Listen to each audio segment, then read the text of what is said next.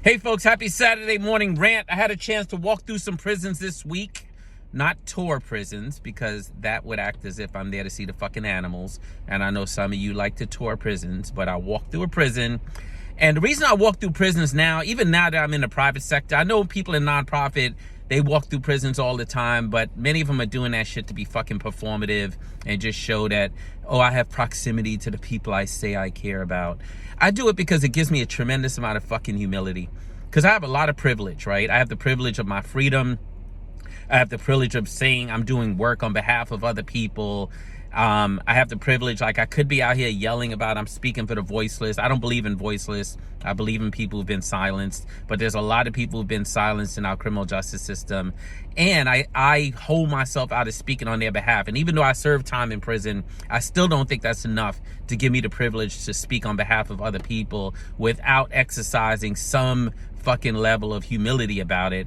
And so when I go into prisons, I'm reminded that I can't be out here drawing these political and ideological fucking lines in the sand about what I'm willing to do and not willing to do, who I'm willing to talk to, not willing to talk to. Like in nonprofit, every day you're told who the fuck to love and who the fuck to hate, except you're there speaking on behalf of people who don't have the ability to fucking figure out who the fuck they love and who the fuck they hate because they want to get the fuck out of prison. And so going into a prison and actually talking to people who are serving time helps to remind me about my privilege and how the fuck it's hard for a fish to fucking realize he's wet. And when you have privilege, it's hard to be reminded that you have that level of privilege. And one of the best ways to do it is to go speak to a motherfucker who doesn't have the same level of fucking privilege you do, to realize when you're like, I don't really talk to Republicans about these issues. Fuck out of here. Like, who the fuck do you talk to? This is a fucking democracy. If you don't get fucking Republicans on board, you're not going to get shit done.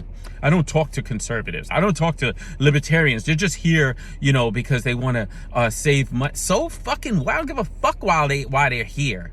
Have you ever sat in a fucking prison cell? Do you give a fuck why somebody would pass a fucking law to get you the fuck out of that cell? Thank God we're not in the middle of fucking trying to end slavery, you motherfuckers out there fucking talking about who you not going to talk to. Anyway. So I walk through these fucking prisons and I see these motherfuckers 20 years in, 25 years in, 30 years in, no fucking light at the end of the tunnel with respect to their liberty. Like most of them are like life without parole. Fucking Hawaii fucking locks people up forever. Fucking Montana. All these guys from all over the place. And they're sitting there and they're making these beautiful fucking bracelets and earrings and fucking horsehair fucking necklaces and paintings. And I was just like, we lock up some of America's fucking best and brightest and then fucking lie about who we lock up. And then fucking lie about it. And not only people who fucking want to lock up black, brown, and poor people lying about it, but even people who hold themselves out as being out there trying to sort of help the fucking downtrodden and shit. I had somebody I was helping to write a fucking speech for a foundation grant, and the foundation reviewed the speech and was pretty much like, you don't sound downtrodden enough. Like, go back, tighten up the speech, talk more about your suffering. Like, we need much more trauma porn in this speech so that our donors who are in the room can give us more money. So even people who hold themselves out as like progressive advocates working to try to change the system are one of the first fucking ones out there talking about, you know, people in prison are so fucking broken. No, they fucking not. Like, that's just like when fucking liberal people be asking me, what made you turn your life around? Bitch, nothing made me turn. I was smarter than you before I went to prison. Sorry, I know that doesn't fit with your narrative about you being the fucking savior, but I didn't turn my life around. Like, opportunity presented itself and I realized I could take advantage of it and that it was okay for me as a black man to actually take advantage of some shit. And some of the shit that y'all are even telling me not to do is a fucking lie. Like, oh, you need to hate capitalism. No, motherfucker, let me make some money first, and then you and I can sit and talk about how much we fucking hate capitalism together. But now that you fucking graduated because your grandfather put money away and you a fucking trust fund baby, I need to fucking hate capitalism with you? No, give me a chance to make some fucking money and some fucking wealth. That's actually not even what I want to talk about today. But walking through those prisons was a great way to be reminded that we lock up some of America's best and fucking brightest. What I want to talk about is a conversation that happened around the programming in those prisons, because someone actually said in the middle of a conversation about whether the programming they were doing in that prison actually works, that we should be doing more to measure recidivism as a way to tell whether or not those programs are actually working. And I was triggered by it, and I wasn't sure why the fuck I was triggered by it. And then it just fucking hit me why I was triggered by the word recidivism. You know why? Because nobody knows what the fuck it means. Everybody's like, oh, recidivism, let's do research, let's figure out if programming works. First of all, do you measure your fucking child's success by whether or not they fuck up over and over? Is that how you, like, why are you setting the bar so fucking low for my people? You don't set the bar that low for your fucking people. Like, if your kid gets in trouble and fucking borrows a car that doesn't belong to them, because with white people you call it borrowing instead of fucking stealing, right? And so the idea is like, oh, are you gonna measure them every day by did they steal a car that day? Or did the police fuck with them that day? No, you're not. But except for people in prison, recidivism seems to be the great measure. So it's not that, and you know, let me preface this by saying, everybody's like, oh, he doesn't believe in research. The fuck out of here, I don't believe in research. I fucking am a founding member of the Council on Criminal Justice, all about fucking research. And at the same time, I'm also someone who literally took a year out of his fucking career to fucking do research with Diva Pager, God bless the dead, and Bruce Western, no fucking comment. I spent a year out of my fucking career working as the project manager on the largest audit study ever conducted in the United States, and literally managing the project every day, because I do give a fuck about research. It was the largest audit study ever conducted. It gave amazing outcomes. It taught us some shit we already knew, but it gave policymakers what the fuck they needed to put some revenue behind some shit I really fucking cared about. So don't tell me I don't believe in research. I may not be a big fan of fucking researchers, especially Research Karen over at the fucking Arnold Foundation, but at the same time, I give a fuck about research. But why the fuck your research has to be structured around whether or not black, brown, and poor people fail over and fucking over and over and fucking over, as if there's not other socioeconomic factors at play in whether or not people are successful? Do they have resources available to them? Do they have support networks available to them? Do they have mental health treatment available to them? And then you guys don't even talk about the fact that people who live in certain communities have access to, unfortunately, law enforcement departments that behave in ways that they have no fucking control over. None. And so recidivism is a fucking study of the behavior of the state more than it is the behavior of an individual. First of all, y'all don't even know how to measure recidivism. Is it rearrest? Is it a parole violation? Is it a probation violation?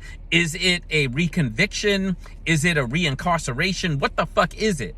Because all of y'all are holding it out as a reason to fucking support your fucking careers and the programs you're creating and the research that you're doing. And I'm not saying you guys shouldn't be doing that. Some of you shouldn't be doing that. I'm not saying it shouldn't be done. But what I am saying is have some fucking balls and tell the government fuck off with the recidivism, because you know that's not a great way to measure shit. If the government really wants to measure recidivism, it should go study the fucking police department. And I'm gonna give you a concrete example, because I know y'all like, oh, well, you know, that's just rhetorical. That's just theoretical. No, it's not, motherfucker. When I was the vice president of the Fortune Society, we ran this thing called ATI programs, Alternative to Incarceration. I'm not a huge fan of them. Why? Because they feel like they're actually an extension of the carceral system anyway. Why? Because when you get a person out of prison to be in an ATI program, the truth is, if they fail in that program, then the judge punishes them even more harshly, because they feel like they gave them a chance. That's number one. And number two, most ATI programs fucking cream. What does that mean? It means they grab people out of the criminal justice system who might have gone to fuck home anyway.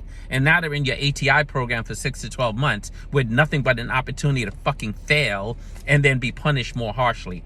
But put that aside for a second. The measure of the success of those ATI programs at the Fortune Society, and if you want to know how I really feel about the Fortune Society, you should go back and listen to some of my previous rants. But the measure of the success was fucking recidivism. So suddenly a lot of people just kept fucking failing. Young people kept failing out of our ATI program and going to fuck back to prison. And I was like, this shit doesn't fucking seem right. Like, over and over, people are getting rearrested. And what I realized is that most of our young people were getting rearrested within fucking feet of the Fortune Society. So I started asking questions. I started walking out the building with these motherfuckers, walking into the subway, come to realize that they were all getting arrested in the fucking subway station down the block, and they would have weapons on them or whatever, but they would get arrested. Why? Because they were fucking jumping the turnstile, walking through the gates, spitting their gum in the fucking train station. Shit that most fucking people do, especially New Yorkers. We all break the fucking rules. Subway's too fucking expensive anyway. But the point is, like, it wasn't just that they were breaking the rules going into the subway, because guess what? The fucking white, young, and Asian young students coming from the high school on the other side of the fucking platform were doing the same fucking thing. But you know what?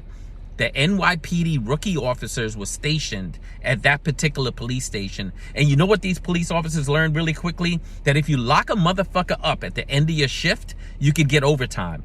And if you wanted to get overtime, you had to lock up somebody who had been locked up before, because then you couldn't give them a desk appearance ticket. You could drag them down to the precinct, because you can't give a desk appearance ticket to someone who's already convicted of a felony conviction or having served time. So the police officers would wait. They would watch these young people jump the turnstile, something I have done a couple of hundred fucking times in my life.